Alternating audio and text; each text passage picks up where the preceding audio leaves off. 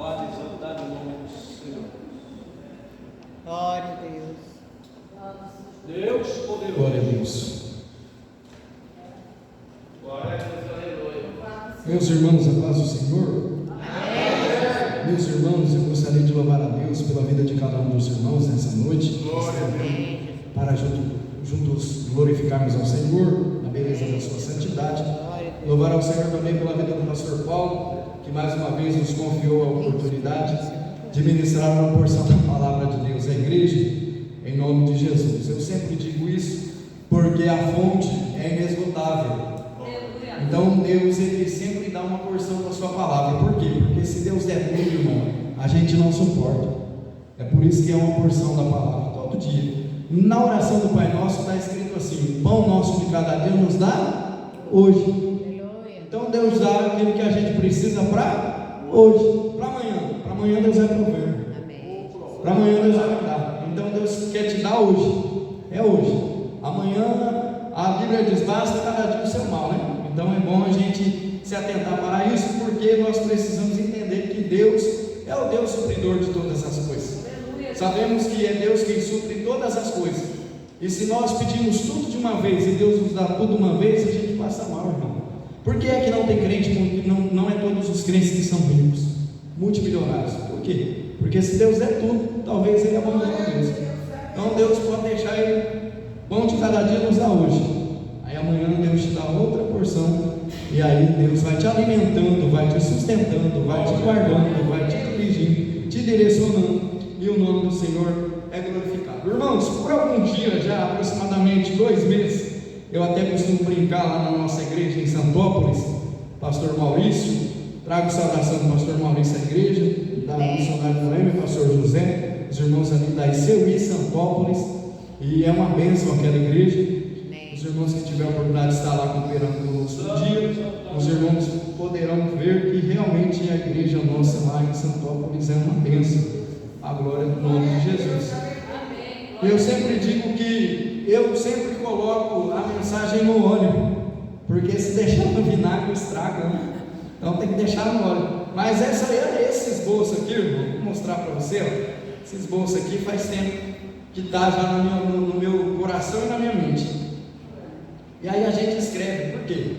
Porque se a gente não escrever, a gente esquece. E é bom escrever, é bom anotar. Porque, ai de nós, se João não tivesse escrito o Apocalipse, né? Jesus disse para ele: escreve o que você está vendo.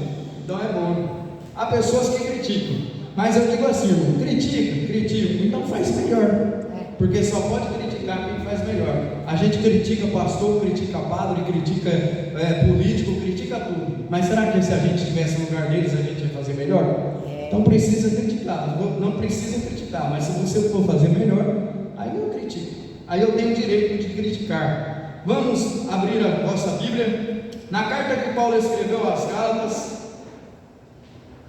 Gálatas capítulo de número 6, Gálatas capítulo de número 6, por favor, visualize o versículo de número 17. Louvado o nome do Senhor Deus. Gálatas capítulo 6, versículo de número 17. Eu prometo aos irmãos que antes das 9 eu termino. Gálatas está no Novo Testamento, é uma carta que Paulo escreveu para a igreja da Galácia e está na Bíblia Sagrada. Estou te ajudando, viu? Está lá, depois você passa Mateus, Marcos, Lucas, João, Atos, Romanos, Coríntios, Gálatas. Se tiver em Efésios, é só voltar um pouquinho. Aí você chega lá. Amém? Amém. Encontrou, diga: Jesus é bom, eu quero mais. Jesus é bom, nós queremos mais. Versículo 17 do capítulo 6 está escrito assim: desde agora, ninguém me inquiete, porque trago no meu corpo as marcas do Senhor Jesus Cristo. Vou ler mais uma vez. Desde agora, ninguém me inquiete, porque trago no meu corpo as marcas do Senhor Jesus. Amém? Vou lá sentar em nome de Jesus. Glória a Deus. Meus irmãos, nós lemos esta carta e entendemos que Paulo escreve esta carta para a igreja da Galácia, para combater uns mestres, uns homens que haviam no meio da igreja. Essa carta foi direcionada a uma igreja, foi endereçada a uma igreja, a igreja da Galácia, e na igreja dos irmãos de Gálatas estavam convivendo com alguém que estava ensinando a respeito da circuncisão. Esse ensinamento que Paulo combate quando diz essa palavra, melhor dito, Paulo está combatendo alguém que ensina sobre a circuncisão. E para você ter uma ideia, só era permitido, só era aceito para este grupo de pessoa quem fazia parte da circuncisão. Só era considerado cristão quem era circuncidado. Então nós aprendemos que Paulo ele combate esta heresia, dizendo que ele trazia no seu próprio corpo as marcas de Jesus. Ele não precisava ser circuncidado. O que é o ato da circuncisão? O ato da circuncisão, se olharmos na lei de Moisés, nós vamos ver no Antigo Testamento, quando o povo de Israel sai do Egito, Deus diz para Josué, para que Josué circuncidasse todo homem, que toda criança que nascesse do sexo masculino havia de circuncidar-se. Como é que era o ato da circuncisão? O ato da circuncisão era feito no crepúsculo do órgão genital masculino da criança, a partir dos seus 8 dias de nascido. A criança tinha que ser circuncidada. Para quê? Para poder fazer parte do povo de Deus. Era o ato da circuncisão. Quando Paulo escreve no capítulo 6, no versículo de número 17, Paulo está combatendo esse pessoal. Por quê? Porque Paulo agora está pregando o Evangelho da Graça. O Evangelho da Graça não precisa de ritual. O Evangelho da Graça não precisa de amuleto. O Evangelho da Graça só precisa de Jesus Cristo. O Evangelho da Graça só precisa do amor de Jesus Cristo. Para ser salvo por Cristo, precisa-se receber a Cristo como Salvador da alma. Então Paulo agora está dizendo para esses homens: eu não preciso ser circuncidado. Por quê? Porque eu trago no meu corpo as marcas do Senhor Jesus. Historiadores dizem que Paulo, ao dizer isso, está se referindo a ele mesmo, e está falando sobre o seu corpo, porque alguns historiadores e teólogos afirmam que Paulo tinha no seu corpo uma deficiência física que o impedia de caminhar. Alguém diz que Paulo tinha uma perna menor que a outra, e pelo fato da perna de Paulo ser menor que a outra, ele tinha dificuldade para caminhar. Então isso era uma deficiência, uma marca que ele possuía em seu corpo.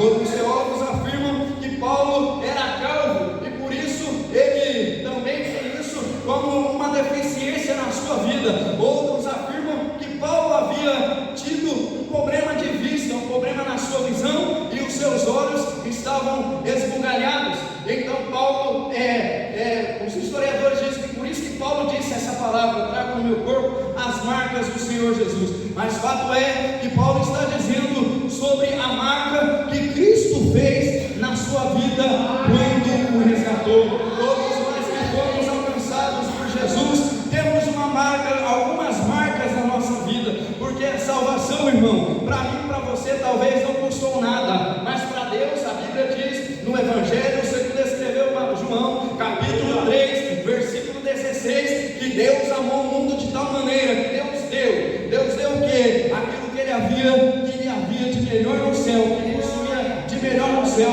para se entregar por nós. Então para nós a salvação, não custou nada, mas para Deus custou um alto preço, irmão.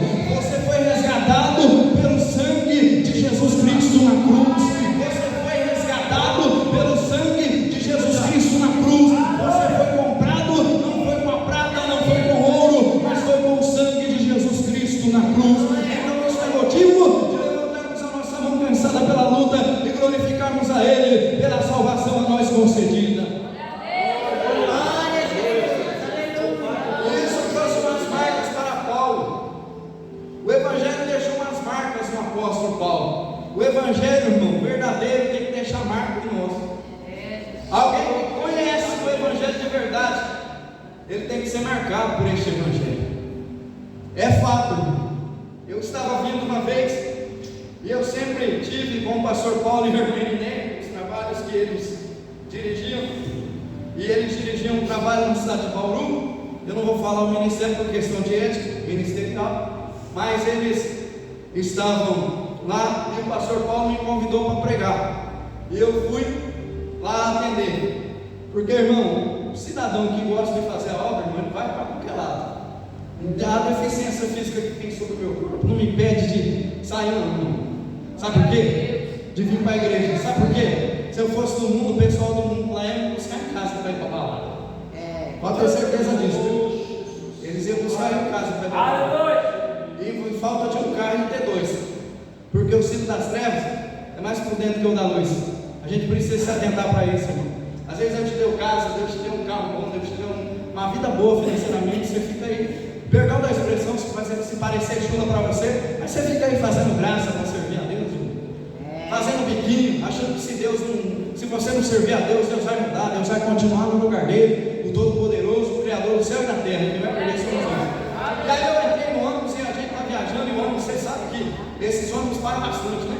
Eu estava dentro do ônibus também não vou falar o nome da empresa, porque eles não estão pagando nada, não vou fazer propaganda para eles de graça também. Você sabe, mas você sabe qual é.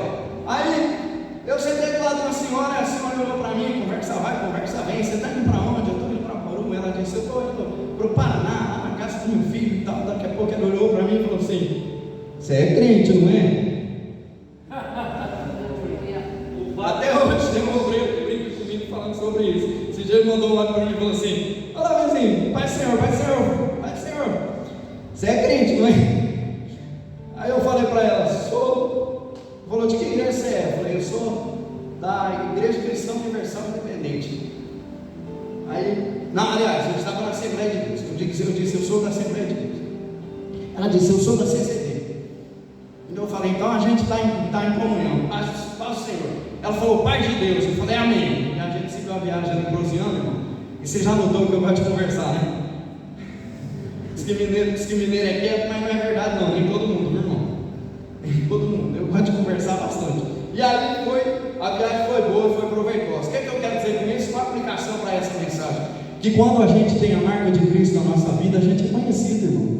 Não precisa ficar tocando trombeta não. Eu fui lá, fui aqui, fui lá, e eu rodei o Brasil todo. Não precisa não, se você sentar ao lado de alguém, você tem a marca de Cristo na sua vida, o bom cheiro de Cristo na sua vida, alguém vai olhar e vai dizer, você é crente, não é? Agora se você for um mau crente, aí toma cuidado, porque quando a gente é um bom cristão, a pessoa fala bem, mas quando a gente é um mau cristão também, o pessoal também fala também. Você sabe que o ímpio não tem preguiça, né? Então a gente tem que sempre se atentar para isso, ter a marca de Cristo na nossa vida.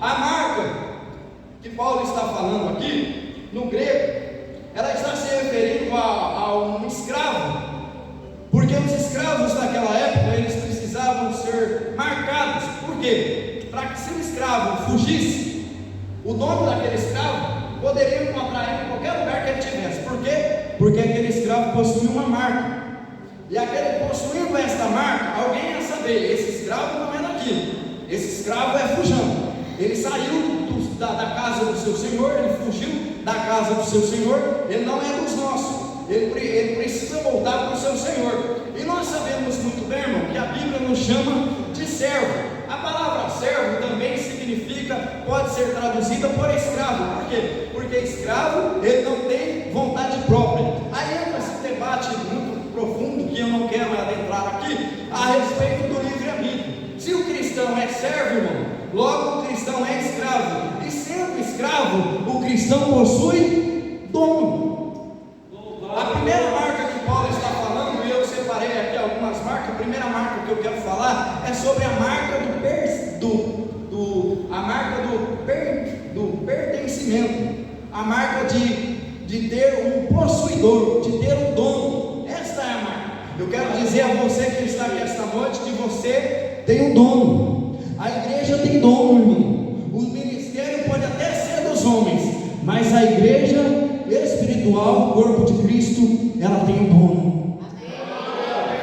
Você, como servo de Deus e escravo, não tem vontade própria, deve fazer a vontade do seu Senhor. Qual é a vontade de Deus para a minha vida? Evangelizar os perdidos, amar o próximo como a mim mesmo, guardar os mandamentos e alguns requisitos mais. Tem pessoas que acham que porque é de Deus, só dele vir para a igreja já está bom, já basta. Isso faz parte, irmão. faz parte, porque veja bem, se eu tenho o meu pai e eu não vou na casa dele, irmão, logo eu sou um filho desobediente. Se Deus é o seu pai e você não vem na casa dele, logo você é um filho desobediente. Fala, exceto se você estiver enfermo ou estiver trabalhando naquele dia. Mas fato é que nós temos um dono. A igreja, ela tem a marca do pertencimento. A igreja, ela possui um dono. O dono dela se chama Jesus Cristo de Nazaré. Essa é a primeira marca que o cristão precisa ter na sua vida. O evangelho verdadeiro nos dá, nos coloca esta marca. O evangelho verdadeiro coloca esta marca. Nós estamos vivendo um tempo em que há um evangelho de libertinagem, um evangelho de liberalismo. Não é este evangelho que Jesus Cristo, ele mandou a gente anunciar. Pelo contrário, Jesus Cristo mandou nós, a igreja, anunciar o evangelho de transformação, anunciar o evangelho de novidade de vida. É a segunda marca que eu quero falar com vocês nessa noite, a marca da transformação. A primeira marca é a marca do pertencimento e a segunda marca é a marca da transformação. Todos aqueles que foram marcados por Cristo devem ser transformados por Ele. Quem nunca foi ou quem não é transformado é porque não tem a marca de Cristo na sua vida. Mas todos aqueles que foram transformados é porque tem a marca de Cristo na sua vida. Se nós abrirmos uma oportunidade aqui, alguém vai dizer: eu era de outro determinado segmento, outro diz: eu fazia aquilo, outro vai dizer: eu ia para o forró, chegava 4 horas da manhã em casa e ainda ia trabalhar no outro dia. Mas sabe é que quando a marca de Cristo te encontrou, o verdadeiro evangelho te transformou e agora você anda em novidade de vida. Quem roubava não rouba mais, quem fumava não fuma mais. Embora que para se libertar do cigarro, o vício é tão terrível que demora um tempo. Eu conheço pessoas que vieram para a igreja com vício, mas foram sendo tratadas pela igreja através da pregação do evangelho, e as pessoas foram libertas para a glória do nome do Senhor. A transformação, irmão, precisamos ter transformação. O que nós temos visto hoje?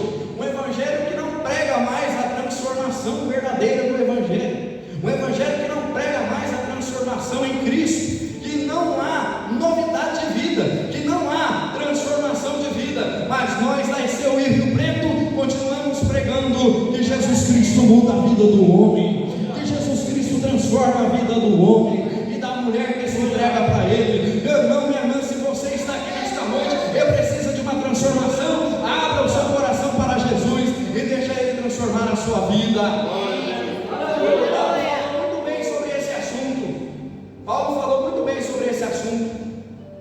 2 Coríntios capítulo 5, versículo 17. Assim que, se alguém está em Cristo, nova criatura é. Você está em Cristo, meu irmão? Você é nova criatura, para a glória de Deus. Nova criatura. Mas o adversário fica aí usando pessoas para me acusar. É papel dele, é a função dele. Ele não dorme, não tem pressa, não tem preguiça, então vai nos acusar mesmo. Mas fato é que a partir do momento que Cristo entrou na nossa vida, nós somos transformados. E a Bíblia está dizendo assim que, se alguém está em Cristo, nova criatura é. As coisas velhas já passaram, ou seja, deixou de praticar aquilo que praticava no passado. Agora no presente, ele quer viver para Cristo. Viver para Cristo, talvez para você pode achar, você pode pensar: viver para Cristo, evangelista também é, eu fazer evangelismo também, mas viver para Cristo, irmão, é ter uma vida pautada dentro da palavra de Deus e da vontade de Deus. Isso é viver para Cristo. Assim que, se alguém está em Cristo, nova criatura é. As coisas velhas já passaram, eis que tudo se fez novo. Deus tem novidade de vida para aqueles que aceitam a sua transformação. Vou repetir: Deus tem novidade de vida para aqueles que aceitam a sua transformação. Se você recebeu a transformação em Jesus, tem novidade de vida para você, tem coisa nova para você. Essa é a segunda marca.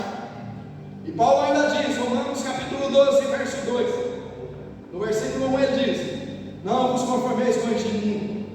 Mas no versículo 2 ele diz assim: rogo-vos, pois, irmãos, versículo 1, rogo-vos, pois, irmãos, que apresenteis o vosso corpo em sacrifício vivo e agradável a Deus.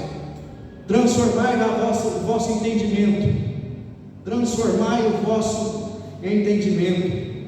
Está falando de transformação, irmão, da mente. Se a gente não vigiar, a gente pode transformar o corpo num lugar da mente, irmão. Precisamos para esse tempo abrir a nossa mente, irmão. A nossa igreja, ela não é uma igreja ultrapassada, mas também não é uma igreja mundana. A nossa igreja não é uma igreja ultrapassada, mas também não é uma igreja mundana, irmão. Nós estamos vivendo um tempo pós-moderno. E esse tempo pós-moderno, ele faz parte do cristianismo. Por quê? Porque é o sistema. Mas nós não somos mundanos. Podemos ser modernos, porque a doutrina bíblica não pode ser tirada. O que é isso? Pregamos a transformação em Jesus Cristo. Pregamos o arrebatamento da igreja, o arrependimento dos pecados. É isso que pregamos. Pregamos a santificação, pregamos a regeneração, porque sem a santificação ninguém verá o Senhor. A Bíblia diz. A marca da transformação e a marca da cruz. A marca da cruz. Capítulo 6, verso 14. Olha o que Paulo diz: longe de mim, longe esteja de mim, de gloriar-me, a não ser na cruz de nosso Senhor Jesus Cristo. Paulo tinha prazer em fazer parte do ministério apostólico. Paulo valorizava o ministério apostólico que ele recebeu do próprio Cristo. E você sabe que para ser apóstolo precisava ver Cristo subir. Paulo não viu, irmão, porque Paulo não estava lá. Paulo não estava presente em Atos capítulo 2, capítulo 1, mas em Atos capítulo 9, o próprio Cristo lhe aparece. Então Paulo faz parte do apostolado porque Cristo o revelou, se revelou a ele. Tem pessoas que não valorizam aquilo que Deus deu. Tem pessoas que não valorizam aquilo que Deus colocou na mão. Tem pessoas que levam de qualquer jeito, irmão, a vida ministerial e espiritual como se fosse algo qualquer. Deixa eu dizer para você: a quem muito é dado, muito é cobrado, irmão. A quem muito é dado, muito é cobrado. Foi Jesus que disse isso. Foi Jesus que disse isso. Só que tem um porém, irmão. A gente não veio porque a gente quis. A gente veio porque Ele chamou. A gente não veio só porque Ele nos chamou, mas Ele nos vocacionou para tal. E quando Cristo nos convocou, irmão, para tal trabalho na sua obra, precisamos fazer com amor e alegria. E fazer a obra, irmão, não é só pregar na igreja. Pregar na igreja é bom, é gostoso. Eu também gosto. Eu digo sempre que se eu pudesse, eu pregava todo dia. Eu sei que tem pouco para me pregar todo dia. Tem as praças, tem várias, a cidade aqui é grande, não é enorme, nem compara comigo. A minha não chega nem perto dessa aqui, essa cidade aqui. Mas tem muito povo para ganhar ainda, irmão. Mas a gente gosta mesmo de pregar na igreja. Não é que seja ruim ou que não possa, mas precisamos voltar a pregar nas ruas. Se gloriar na cruz de Cristo, irmão, porque nós não somos nada sem a presença de Jesus na nossa vida. Temos que ter o prazer em servir a Cristo, não por aquilo que Ele nos deu, ou por aquilo que Ele ainda vai nos dar, mas pela salvação. Há pessoas que já perderam. Quando Paulo fala da cruz, de se gloriar na cruz de Cristo, ele está falando de renúncia. Ele está falando de renúncia, irmão. Jesus disse: se alguém quiser vir após mim, Jesus não falou, você tem que vir. Você tem que vir. Tem que vir porque você é baixinho, eu tenho que salvar você porque você é baixinho. Esse baixinho está perdido. Não foi isso que ele falou. Ele falou assim: se alguém quiser vir após mim, negue-se a si mesmo, tome a sua cruz e siga. Pronto, irmão. Para nós cristãos não tem muita coisa não, irmão. Não tem muito oba-oba não. É isso aí mesmo. É isso aí mesmo. Não é muito mimimi não. Não tem mimimi não. É isso mesmo. Toma a sua cruz e siga. Renuncia, meu irmão. Renuncia. Às vezes a gente está achando que vindo para o culto, irmão, a gente está fazendo favor para Deus. Vou no culto, porque senão o pastor vai ficar bravo. O pastor vai mandar uma mensagem para mim, vai falar: por que você não foi, irmão? Eu precisei de você lá e você não foi no culto. Eu perdi uns cultos esse ano, irmão. Perdi uns cultos. Eu não sou de perder culto, não. Mas eu perdi. Também não perdi porque eu sou rebelde, tá? Perdi porque estava muito frio. Eu tenho sinusite. E você sabe que a sinusite deixa o camarada goleado. Mesmo você sendo crente, tá? Mesmo você sendo crente.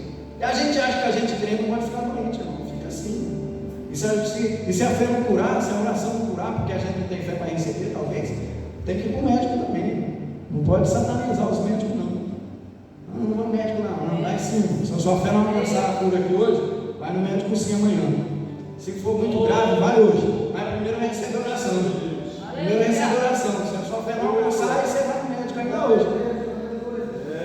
Aí eu falo que eu sou e a gente fica preocupado. Não me dá uma saudade do culto, irmão. Me dá uma vontade de perguntar para o povo como é que foi o culto. E aí o culto? Quem pregou? Quem cantou? Quem é? Aí dá vontade também de falar assim: o culto seria bom. Tá bom, estava bom. Mas seria melhor que a sua presença. É onde eu vou falar. A pessoa dizer isso, né? Seria melhor que a sua presença lá. Ou alguém vai dizer assim: não, estava bom, mas ó, deixa eu falar para você. Era bom você ter vindo. Aí tem uns que são mais chatos que falam assim: não, se você quiser saber, você estava lá. Né? Tem uns que é mais chato. Mas nós não podemos, irmãos, deixar com que o sistema nos domine, porque precisamos renunciar. Porque, como eu estou dizendo, nós somos alcançados pelas marcas.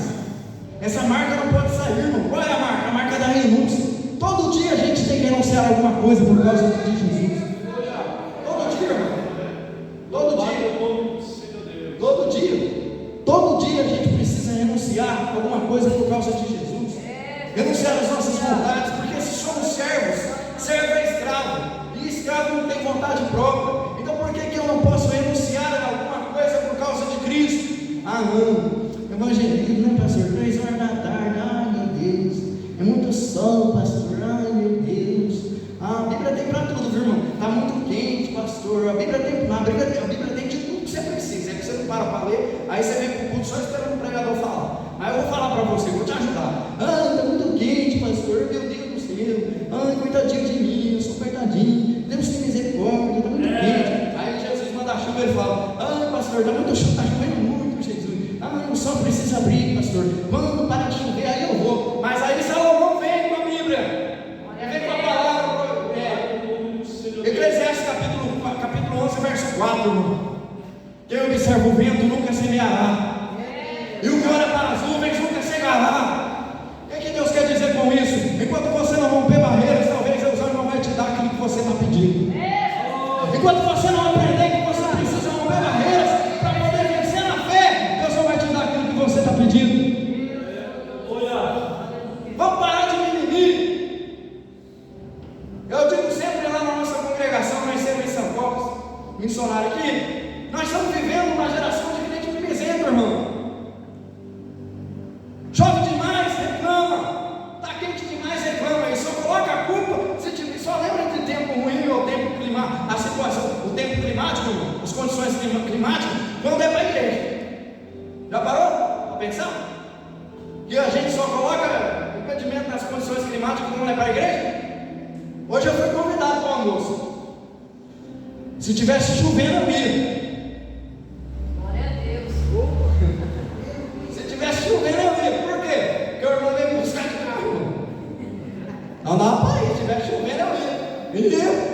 E se tivesse calor como você estava, eu ia do mesmo jeito. Mas talvez para evangelizar ele falar assim: pastor, está muito sol. Sei não, aquela nuvem ali, pastor, aquela nuvem ali, tá vendo?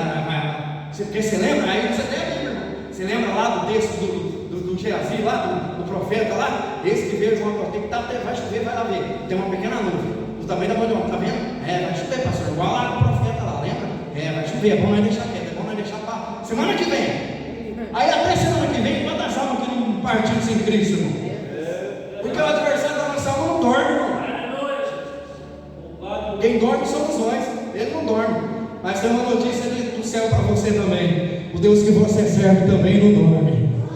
A Bíblia diz no Salmo 121 que não dormirá, nem costenejará o guarda de Israel. Deus nem pisca, irmão. Por causa de mim e de você, Deus nem pisca. Sabia?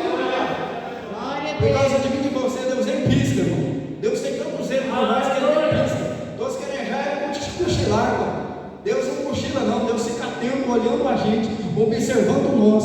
Aleluia. Glória a Deus. Então quem observa o vento nunca semeará. Eclesiastes 11:4. O que olha para as nuvens está falando o quê? De chuva, irmão. Sem estar chovendo ou sem informar o tempo, você não tem que fechar, não tem dúvida, a não ser que esteja muito calor, não é verdade? Os que olham para as nuvens, quem observa o vento nunca semeará, e o que olha para as nuvens nunca secará, nunca vai colher, nunca vai colher. Sabe como é que a igreja primitiva cresceu?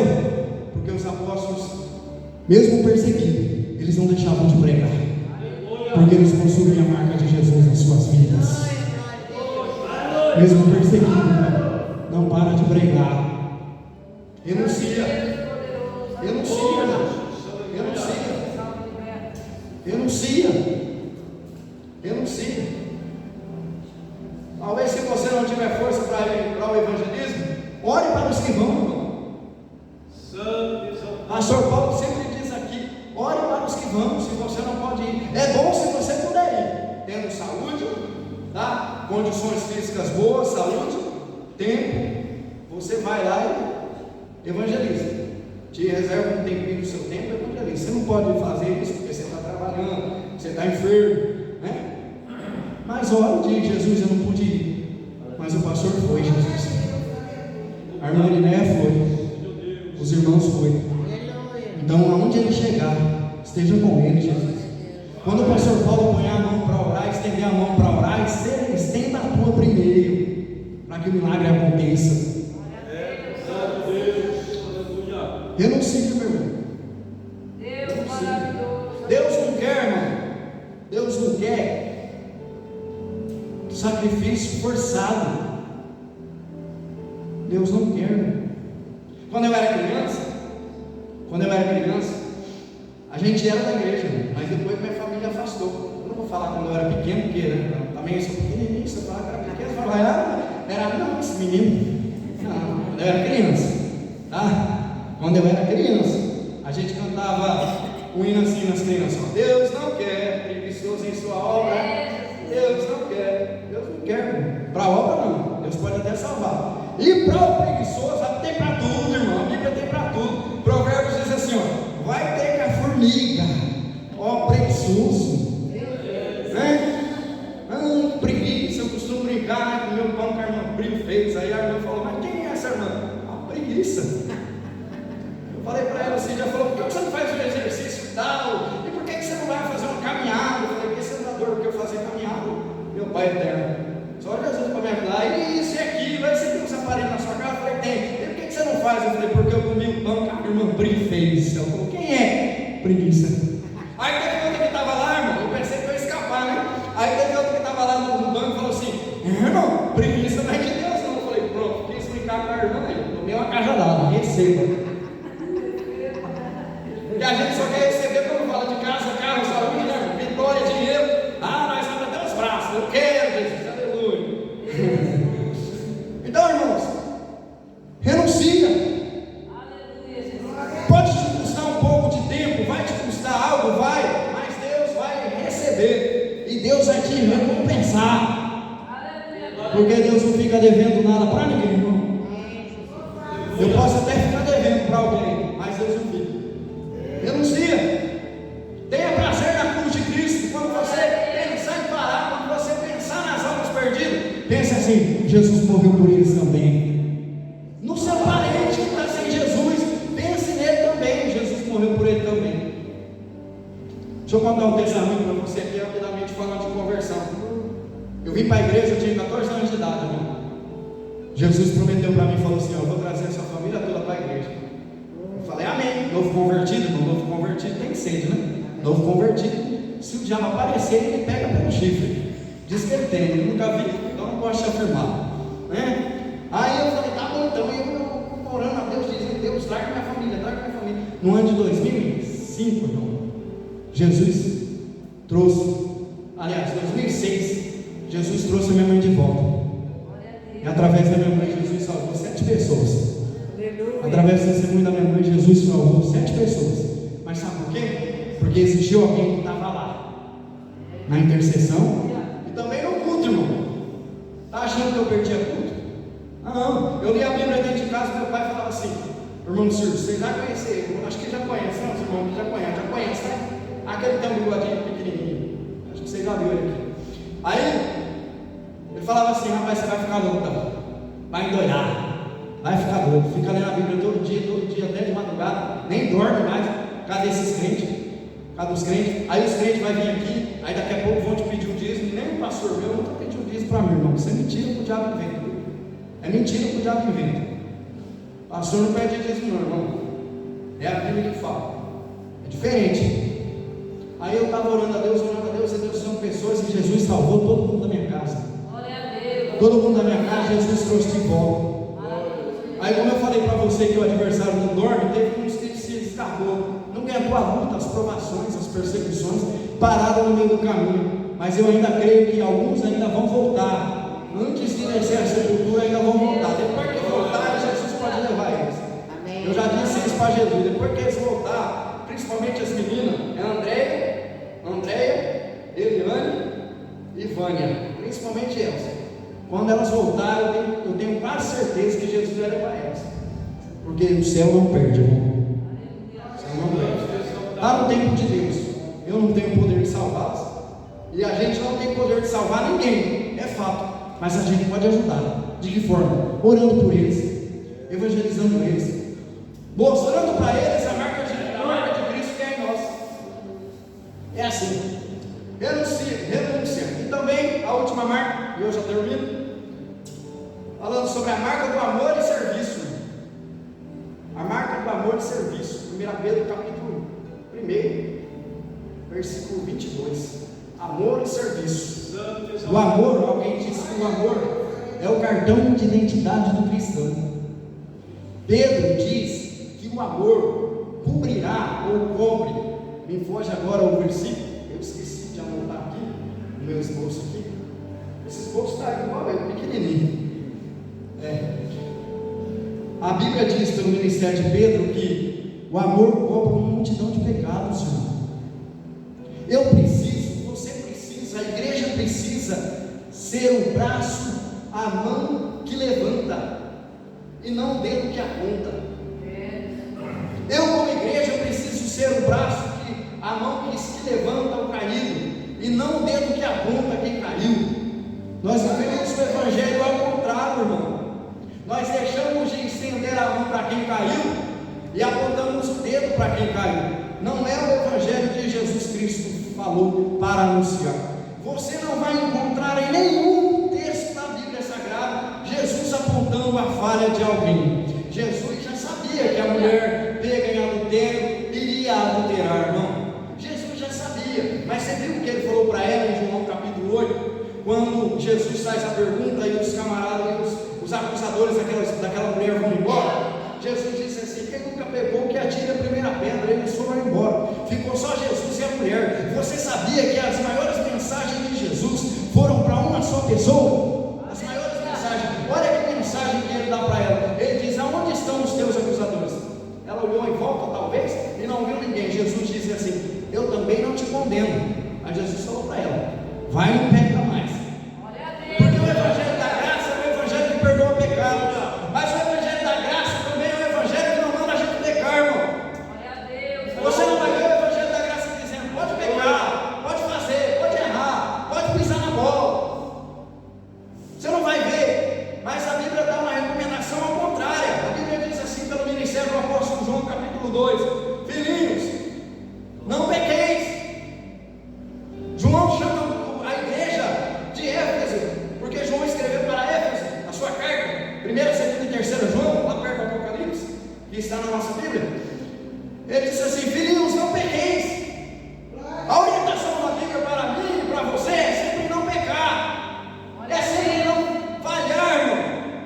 Mas também ela não diz que a gente tem que ser perfeito. Por quê? Olha a Bíblia, irmão. Davi adulterou, cometeu um adultério e um homicídio, mas a Bíblia não esconde isso. Hoje estávamos conversando, eu e alguns obreiros, sobre Salomão. Salomão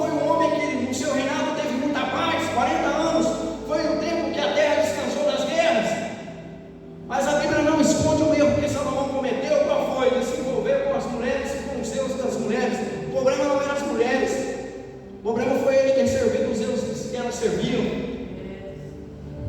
Você não vai ver, irmão, você não vai ver a Bíblia contando, encobrindo melhor, falha de ninguém, mas você vai ver a Bíblia mostrando que Deus é um Deus de recomeço. A Bíblia vai mostrar para nós que Deus é um Deus de recomeço. Lembra de Pedro, irmão? Pedro andou com Jesus, viu Jesus ressuscitar mortos. Por quê? Porque a Bíblia diz que quando Jesus ressuscitou a filha de Jairo, quem estava lá? Pedro. Quando Jesus ressuscita o filho da viúva de Naim, quem estava lá? Pedro. Quem foi que viu, irmão? Quem foi que viu os milagres? Quem foi que viu as maravilhas? Mas quando Jesus foi crucificado, ou melhor, antes de Jesus ser crucificado, o que Pedro fez? Negou Jesus. Aí eu pergunto, tinha razão para negar Jesus, irmão? Tinha motivo para Pedro negar Jesus? Não tinha motivo, não tinha razão nenhuma, mas ele negou. Isso mostra a fragilidade do ser humano. Estava com Jesus, viu Jesus curar, viu Jesus multiplicar pão, multiplicar peixe, ressuscitar defunto ou pessoas. Mas quando a coisa apertou, ele negou. Deixa eu te dizer uma coisa: Jesus sabe que você talvez amanhã vai falhar. Oh, Jesus, mas Ele não esconde de você que você e eu precisamos se arrepender todos os dias. Precisamos da misericórdia, precisamos da graça, porque somos o braço que levanta o que caiu, irmão. O braço estendido que levanta o que caiu, mas não o dedo apontado que aponta quem caiu. Nós não precisamos disso, irmão, aqui dentro, porque lá fora já tem sobrando. Lá fora já tem sobrando, irmão. Quer ver uma coisa? Lá na minha região, aconteceu um fato lá, que um líder católico cometeu um ato ilícito. Ninguém falou disso. O pessoal que frequenta não falou. Aí uma pessoa veio falando, eu falei, se fosse um líder religioso, um líder religioso cristão, aleluia, todo mundo falaria. E às vezes as acusações não vêm de lá, às vezes até no nosso meio. Às vezes a gente tem falhado como igreja. Precisamos ser o braço, a mão que levanta quem caiu, irmão. Glória a Deus. Porque para apontar lá fora já tem sobrando. Lá fora já tem sobrando, irmão. Traga todos. O irmão pregou aqui na quinta-feira sobre a palavra das bodas, da grande ceia. Um homem que fez umas bodas, convidou o pessoal, os convidados não quis vir, falou para o servo: traz os aleijados, traz os coxos, o que importa é que a minha casa se enche. O evangelho vai com a mesma mensagem: traga todos, os enfermos, os coxos, os perdidos, os perturbados, porque aqui a gente prega o evangelho genuíno e Jesus transforma. Aqui a gente fala da graça de Deus e a graça transforma. Aqui a gente fala do amor de Deus e o amor de Deus transforma. Aqui a gente fala da regeneração e o evangelho faz a regeneração acontecer, irmão. Porque quem era eu e você? Quem era eu e você, irmão? Às vezes a gente coloca, irmãos, julgo sobre alguém que nem a gente suportaria. Nem a gente suportaria, irmão. Nem a gente suportaria. Jesus um dia disse assim, não me recordo agora porque não está no meu esboço aqui, mas Jesus um dia disse assim: tudo que quereis que os homens vos façam, fazei vós também. Glória a Deus. Jesus disse assim: com a mesma medida que você mede, você será medido. É a mesma régua, irmão. Para Deus não tem dois pesos, duas medidas, é a mesma régua. E a Bíblia ainda para nós da igreja é mais forte ainda, o caldo é mais grosso ainda, missionário. Que a Bíblia diz assim, que o juiz começará pela casa de Deus. Então você se atenta, meu irmão. Você se atenta. Você se atenta. Precisa se atentar para isso, para que eu não caia na questão de perder o amor por Cristo primeiro e também pelas almas.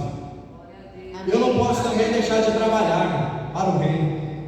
Louvado o nome do Senhor. Não posso deixar de trabalhar para o reino, porque a recompensa não é aquilo. Até porque nós vivemos um tempo em que há muitas pessoas que querem ser vistos. E há um dizer que diz assim: quem é visto, quem não é visto, não é lembrado. Quem não é visto, não é lembrado. Precisamos entender que o Evangelho, o anúncio do Evangelho é trabalho. Jesus chamou você para trabalhar para o reino. Foi para trabalhar para o reino. Se você puder trabalhar para você também é bom. Claro que tudo isso é bom. Se eu pudesse, trabalharia. Mas eu trabalho. Eu sou embaixador de Cristo. Trabalho em alguma coisa, né? Trabalho em alguma coisa, né? Então nós precisamos ter isso na nossa mente, irmão. Ser a mão, o braço estendido para levantar, mas não ter vontade para criticar. Porque o Evangelho de Jesus nos mandou pregar, não é isso. Mas e se acontecer alguma coisa no decorrer do tempo, ou no decorrer do andamento da obra? É Cristo que vai fazer, irmão. Jesus quem vai tirar o joio do meio do trigo. Aliás, estou cometendo um equívoco. Não é Jesus, não, é os anjos. Nem Jesus vai se atrever a mexer com o joio do trigo. A Bíblia diz que é os anjos. Então deixa vir, receba esse enfermo que entrar por aquela porta. Quando você cumprimentar, você diz: você está enfermo, mas nós vamos orar, Jesus vai te dar cura. Aí você tem que falar com fé mesmo. Eu sei que você tem fé, senão você não estava aqui hoje. Se não tivesse fé, você não está na igreja. Que a gente nunca viu Jesus, mas a gente sabe que ele está presente aqui com nós. Glória a Deus. Isso é pela fé. Então guarde essas marcas. 4 marcas que o Evangelho verdadeiro fez em nós: o amor e o trabalho, a renúncia. Nós precisamos se atentar para isso. Isso é o Evangelho. É um Evangelho que vem pessoas de tudo qual é qualidade, qualquer qualidade. Mas aqui o Evangelho transforma. Imagina, irmão, se você vai em um hospital e um médico não dá solução para o problema que você está sentindo. Para você o hospital não vai ser bom. A mesma coisa é na caminhada cristã. Se o mundo que eu vim para a igreja e ele vê que ele não foi bem acolhido, bem recebido, e ele não foi cuidado, talvez ele não volta mais. Não precisamos se atentar. A igreja primitiva crescia porque se cuidava.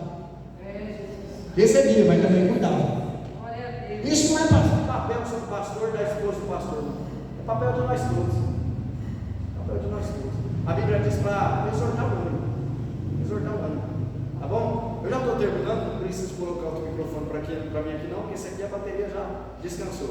Hoje é só, né? Essa bateria aqui por hoje é só. Mas irmãos, qual pergunta, pastor? O senhor permite orar pelos irmãos? Nós vamos orar, vamos de Jesus? Glória a Deus. Bom, se essa mensagem for para o YouTube, eu vou ficar. Pode cortar.